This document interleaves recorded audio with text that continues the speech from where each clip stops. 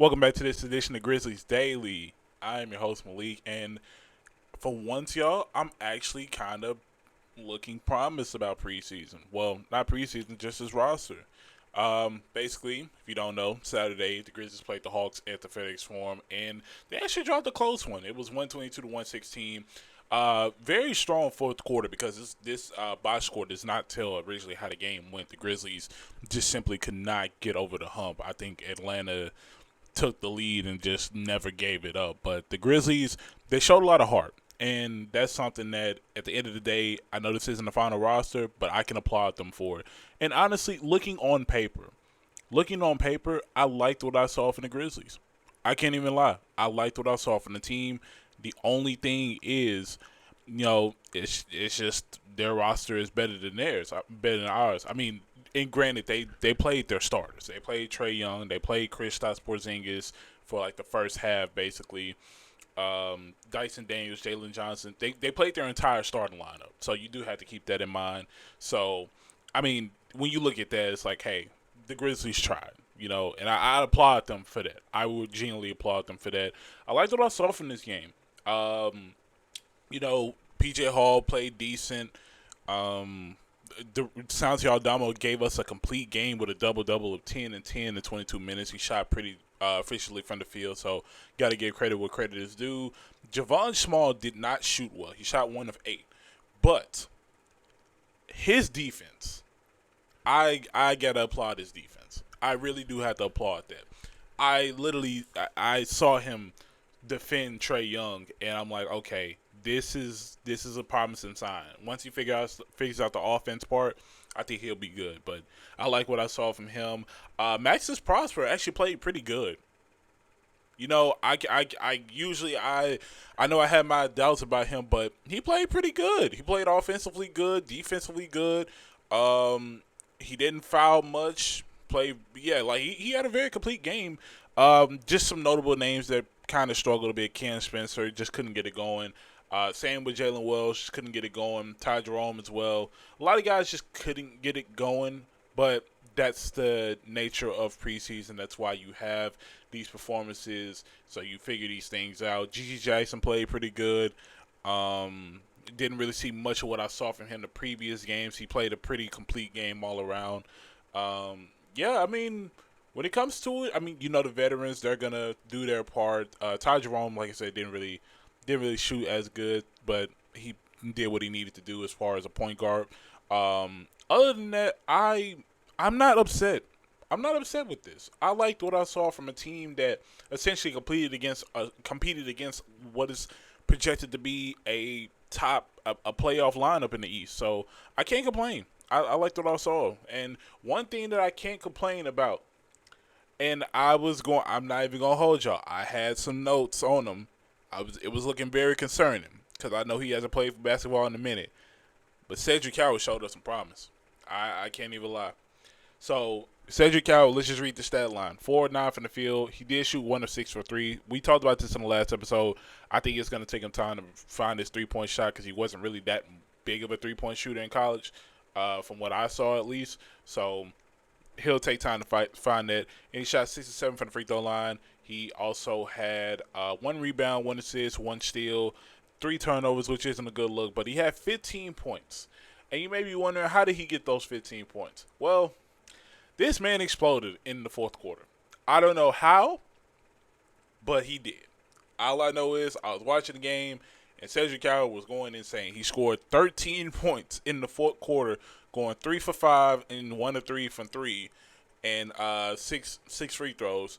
And majority of his stats came from that fourth quarter. So I liked what I saw from him. Same with Prosper. Prosper also had a very good fourth quarter. I don't know what woke the guys up, but it seems like they found their groove right there. And I liked what I saw.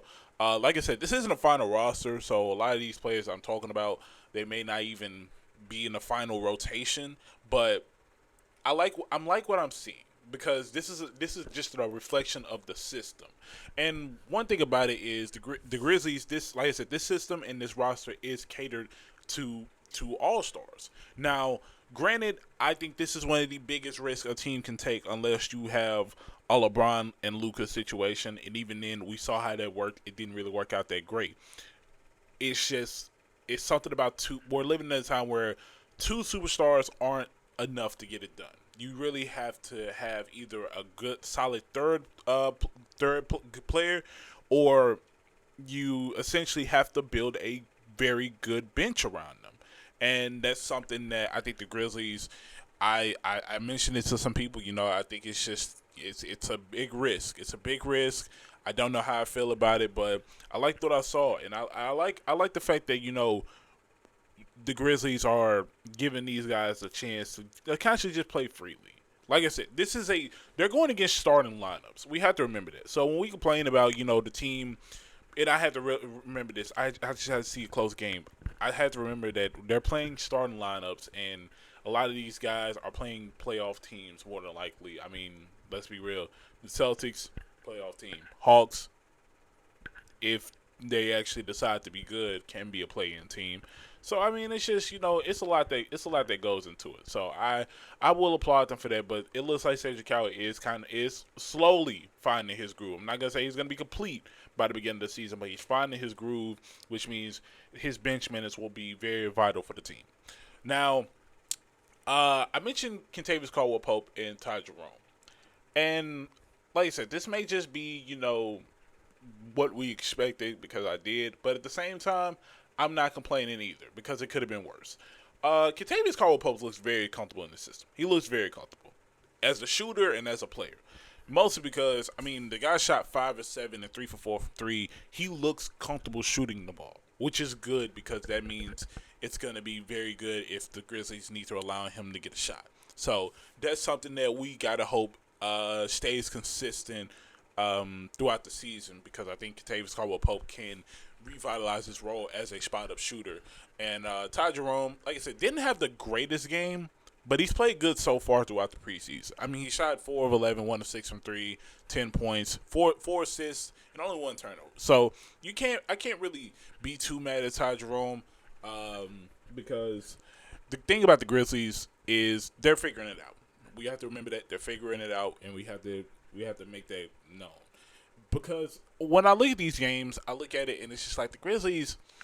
I'm really seeing what the downfall is. It's too many turnovers. It really is the turnovers that's the downfall in a way because we have our complaints about the defense. We can all agree the defense has its many problems, but most of the defense is guys having to go back down the floor trying to catch up with the fast break.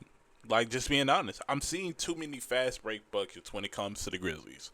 And this is something that you don't even need Ja, Jaren, and Edey for. I genuinely think this is just something that I'm witnessing, and it's a problem throughout the entire team. It was a problem last year, and it's a problem this year. You really have to cut down on the turnovers. That's why I'm hoping guys like Ty Jerome can really bring that impact. Because when Ty Jerome and KCP are on the floor, you do get a positive. You get positives. Not this game because they had negative plus minus, but in the past 2 games they've done good when they're on the floor, and so far the team has as well.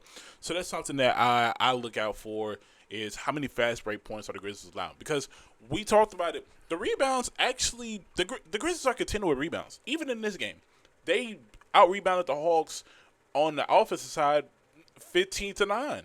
So, I mean, when it comes down to it, I can't even complain about that. I really can't. Like, if you look at the box score, this game is even.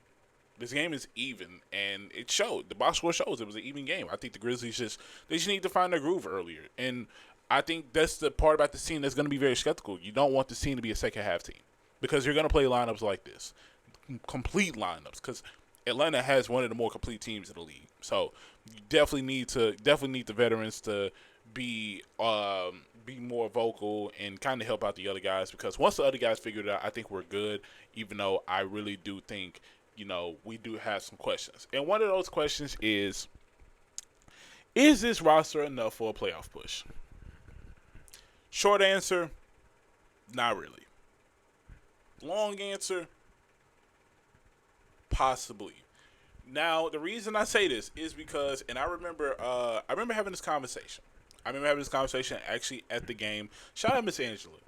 Miss Angela is very nice. She works at the forum, and she stopped me saying that she watched the content. A lot of y'all did as well, so I really appreciate y'all for doing that. You know, it made me feel good talking to you all and seeing you guys tap in. So I really appreciate y'all for tuning in, and I love seeing the support. So I really, really do appreciate it. But I was having a conversation with Miss Angela, and she asked me a question about the roster. I can't remember the exact question, but it was something about the roster. And I remember bringing up the point where I was like, I don't think the two superstar system is going to work for the Grizzlies and the youth experiment as well. The reason I say that is because we are at a point where, and I've said this before, I think we're at a point where the front office needs to realize the window is not going to be open much longer. It's not. We need to get to a point where, they establish solid veterans. I'm not saying completely scrap the youth, but there's no reason I should look at this roster and the only veteran, other than the ones that have been on the team last year, the only vets that we gained last year were Ty Jerome, Kentavious Caldwell-Pope, and that's basically it. And I'm not counting Jock Landale because you only got Jock Landale because Zach Edey got hurt. So it's just it's that's the thing that kind of kills me. That's why I hope, even if it doesn't even have to be somebody great, it could literally be any kind of veteran that is valuable to a team. I mean, just being honest, I'm seeing it's just you need that leadership. You need it. And I think that's something that the Grizzlies need. They need that leadership. It's too many moments where the team just looks incomplete. And on paper, the team looks incomplete. You compare this roster with a lot of rosters, it looks incomplete. And granted, that's why I get why the experts say what they say. Now, it's something that I think can be fixable. It definitely can be fixed. You just need to really, really figure it out. Really got figured out. And another thing, this ain't even for the veterans, but more so something that kind of really doesn't rub me the right way. I'm going to be honest. Vince Williams Jr. should not be sitting out for preseason. He should have been playing. I don't care if he shot us out the game. Vince Williams needs to be playing in preseason. He should not be sitting out unless he has some type of injury we don't know about. But right now, it says coach's decision. So, he should be playing. Just being honest. But no, genuinely, the Grizzlies have the opportunity to fix it. They really do. They have the opportunity. I just don't see a system where you rely on John Jaren to be your offense, your entire offense at that, and think the others are good enough to figure it out. And if you think I'm playing, let's just be honest. Let's look at the last few teams that have won the championships. OKC, do I really need to speak on them? We already know. The Boston Celtics, they had a big three. They had a big three. They didn't even have a big three. They had probably one of the greatest starting lineups we've ever seen on paper offensively, with Drew Holiday, Jason Tatum, Jaylen Brown, Derek White, Kristaps Porzingis. You name the guys right there. And then you look at the year before that. Okay, wait. Who won the year before that? Okay, hold on, wait. Okay, I just blanked out. I just blanked out just now. So it was OKC. It was OKC, Boston, and then who won it? Oh, the Nuggets. The Nuggets. Yeah, you look at the Nuggets. Jamal Murray and Jokic, Michael Porter Jr. Like, these guys have complete starting lineups. In their bench, they just do whatever they ask them to do. But also, one thing about the Grizzlies that just needs to be said. They don't play as hard as other teams. That's the reality. They don't play as hard as other teams. Now, I don't know what you do to fix that, but I need to see some dogs. I need to see guys diving at every loose ball. I need to see guys, talking crazy. Talk crazy to the guys after, I need to see a defensive possession. The bench needs to be up, celebrating it. Because I see it happen against us, and I'm like, man, I wish our bench was like that. It's the little things. It's the little things. But it's all about energy at the end of the day. So that's just my thought process. I think this roster is capable of a playoff push. You just need more.